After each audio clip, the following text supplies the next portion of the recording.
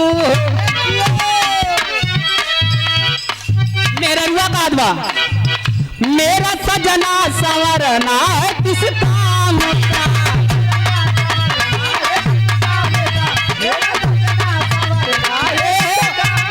अरे यार नाना दो यार नाना दो बतावा दिल के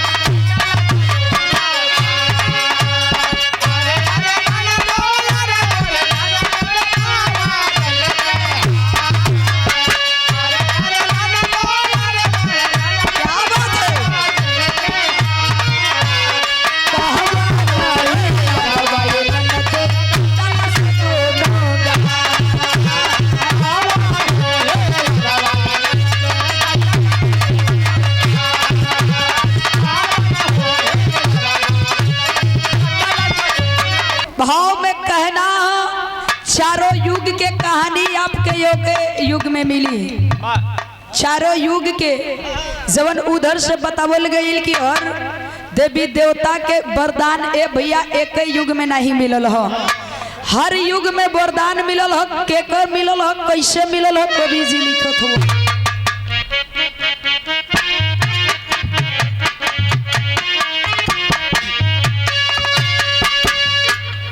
हारी गईले अपने से दूसरा से क्यों नहीं हारे।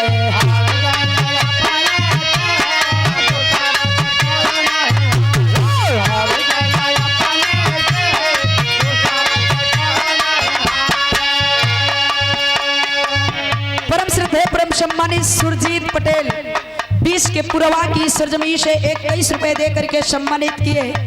कहना है हारी गईले अपने से दूसरा से केहू नहीं हारे।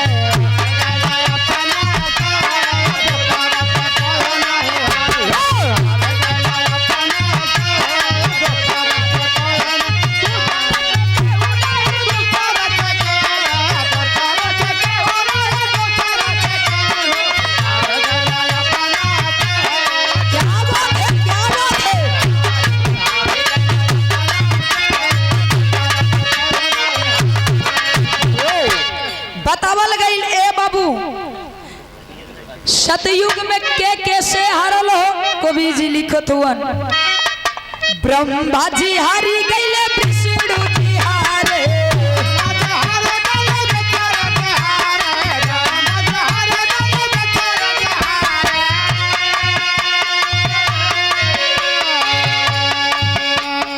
ब्रह्मा जी हारी गईले विष्णु जी हारे।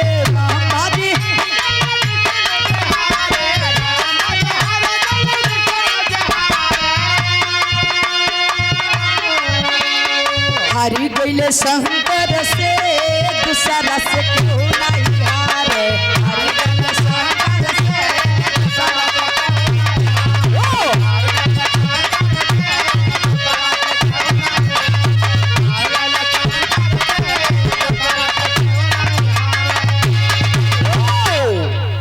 परम श्रद्धेय परम सम्मानित आदरणीय आप बड़े भाई अर्चना मेडिकल स्टोर आप प्रोपराइटर बड़े भाई डॉक्टर सुभाष पटेल जी कुशवा बारी की पावई सरजमी से 51 रुपए दे करके बात को समझते हुए सम्मानित किए। बार बार पहल की प्राम आशीर्वाद के कामना बतावल गई ए भैया हो। ब्रह्मा जी हारी गईले, विष्णु जी हारी गईले। कैसन हारी गईलन? जौना जौना राक्षस के जौना जौना निशाचर के ब्रह्मा विष्णु श्राप देले रहलन तौना तौना के जाके शंकर जी वरदान दे दिलन। और जब वरदान दे दिलन तो उहे लोग हावी हो के शंकर जी के सारे देवता लोगन के ऊपर उहे लोग हक जमावे लगलन।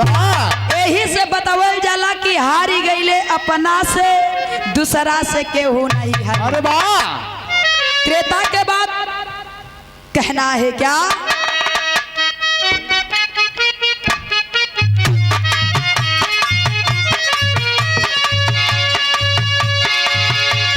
रावण भी हारे यही रावण भी हारे,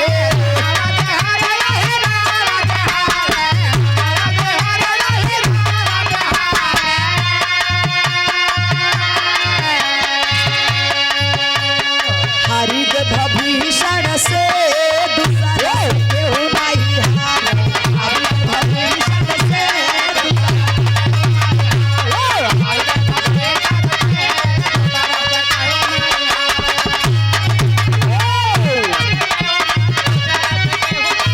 क्या बात है?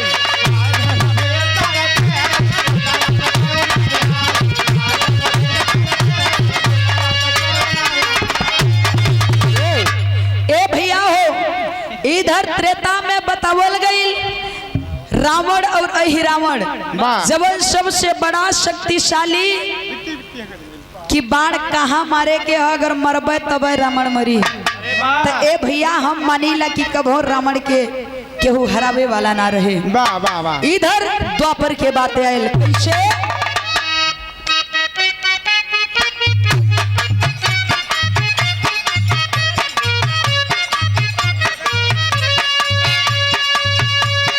करण जी हारे दुर्योधन जी हारे,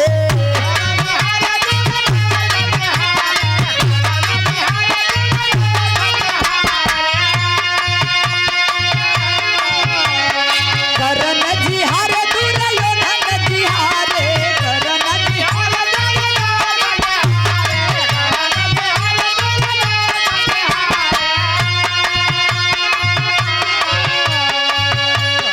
हारी गए शकुनी से दूसरा से क्यों नहीं हारे, हारी गए शकुनी से दूसरा से क्यों नहीं हारे।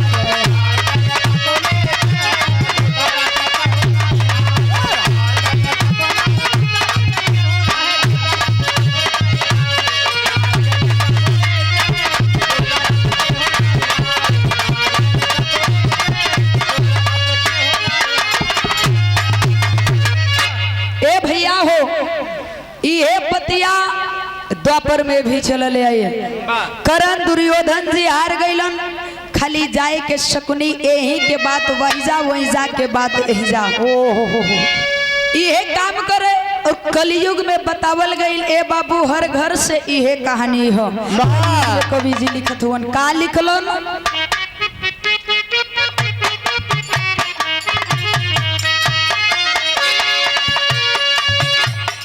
महाताजी हारी गईले पिताजी भी हारे, महाताजी हारे गईले पिताजी हारे, महाताजी हारे गईले पिताजी हारे, महाताजी हारी गईले पिताजी हारे, महाताजी हारे गईले पिताजी हारे, महाताजी हारे गईले पिताजी हारे। हारी गईले बेटावा से दूसरा से क्यों नहीं हारे, हारी गईले बेटावा से दूसरा से क्यों नहीं हारे।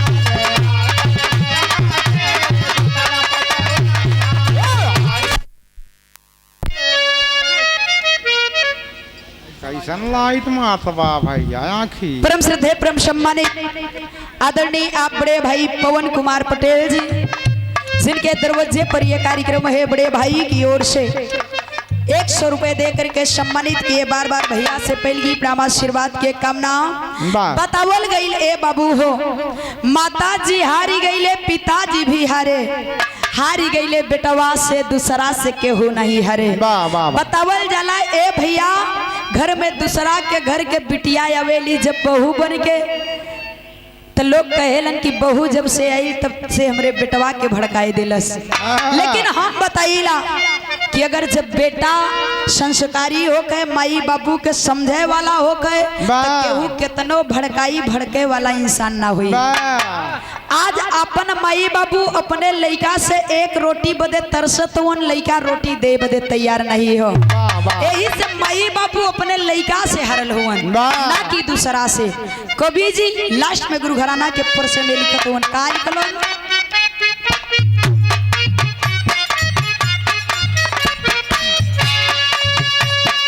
गंगा जी हरे जय शंकर जी हरे, गंगा जी हरे जय शंकर जी हरे, गंगा जी हरे जय शंकर जी हरे, गंगा जी हरे जय शंकर जी हरे, गंगा जी हरे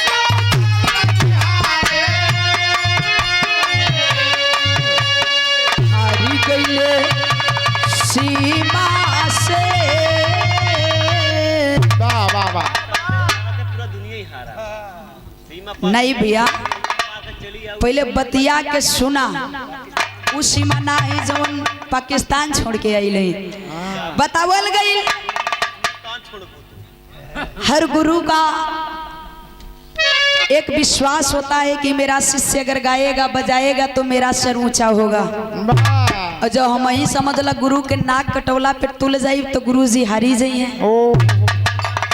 यही से कहना है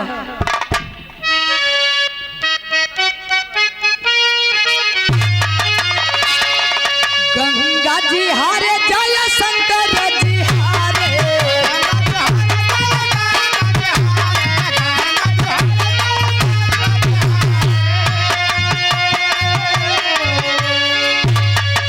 हरि गईले सीमा से दूसरा से केहू